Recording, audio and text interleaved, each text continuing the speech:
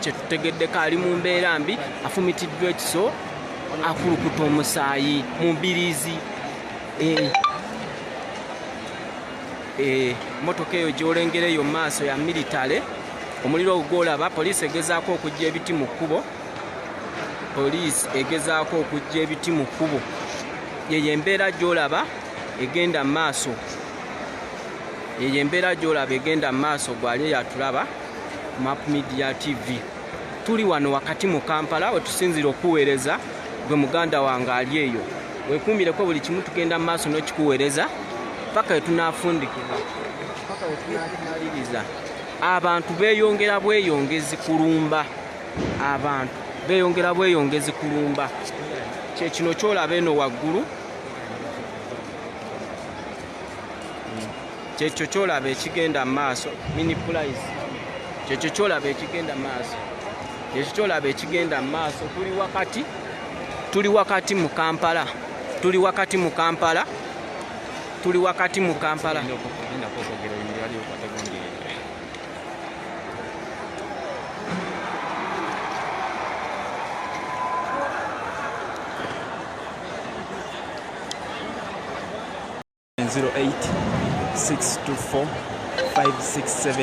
Erimanyaga Ronald Mpanga for the support ku supporting Map Media team okulaba nti tufuna ebikozesebwa ebyenjawulo, gadgets zonna ezituyamba mu field, okulaba nti tufuna gadgets zonna ezituyamba mu field okulaba nga twetangira okufuna obuzibu.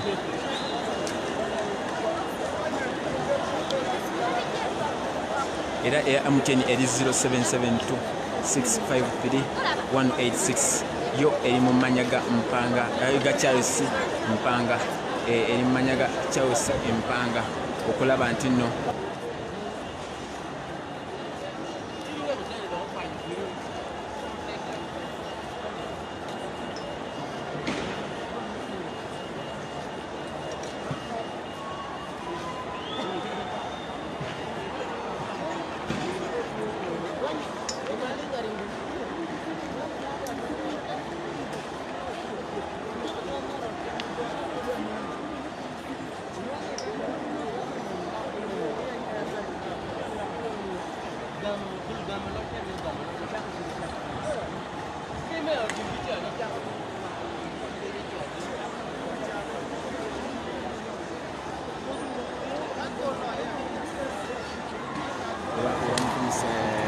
wali ku Map Media tugoberera tulaba kyo kitolaba ekigenda mu maaso. Tuli wano eno ku Mini Price, ebyo ne bolaba abantu.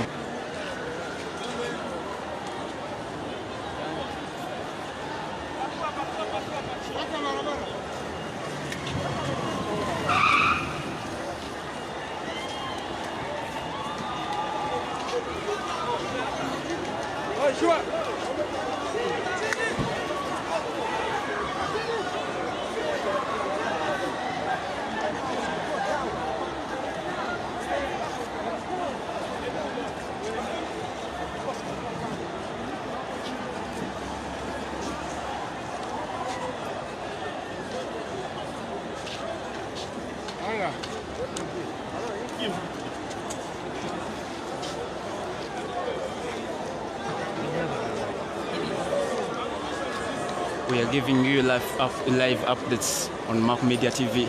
We are here to give you live updates on Map Media TV. We are in Kampala city center of Uganda.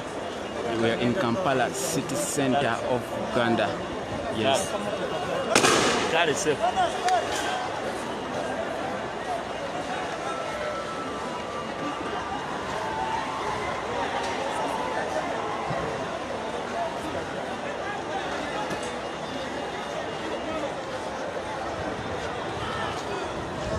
We are in Kampala city center to give you live updates.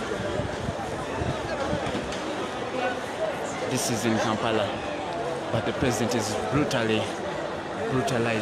and he has been stabbed by a sharp object and is breathing fluently. We've got the information and the updates. Yes, military police is all over the place.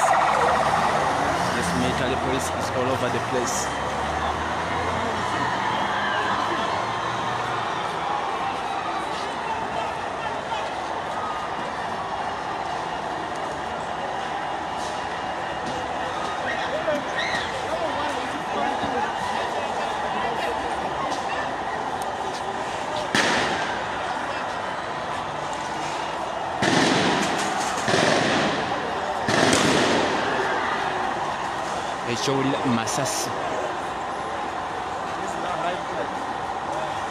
ekyowulira masasi agavugira kumukumu ekyo kyowulira masasi agavugira kumukumu ezo live bullets zowulira tiyagas ebiseera byongera okukumwa bakuba tiyagas okwetoloola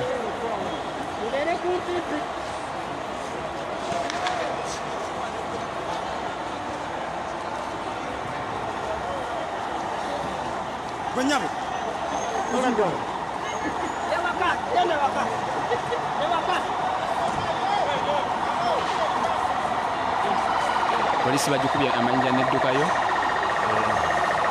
abatuuze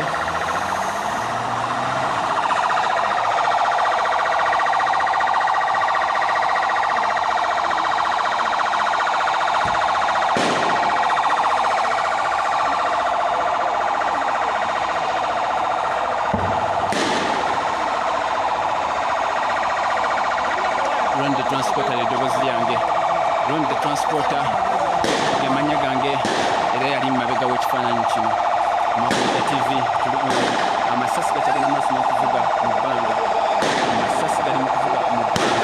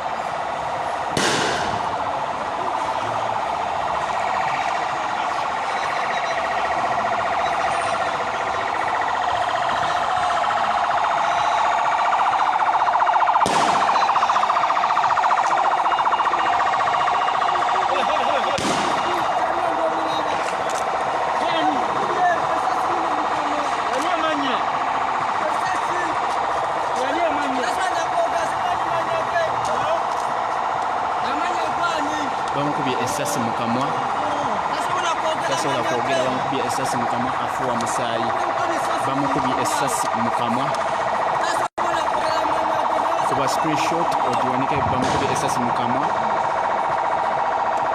kuba screenshot ogiwanikeyo bamukubye essasi mu kamwa he was shot by a live bullet mutwale mu ddwaliro make a screenshot he was shot by a live bullet by MP by the military police. He was shot by a live bullet.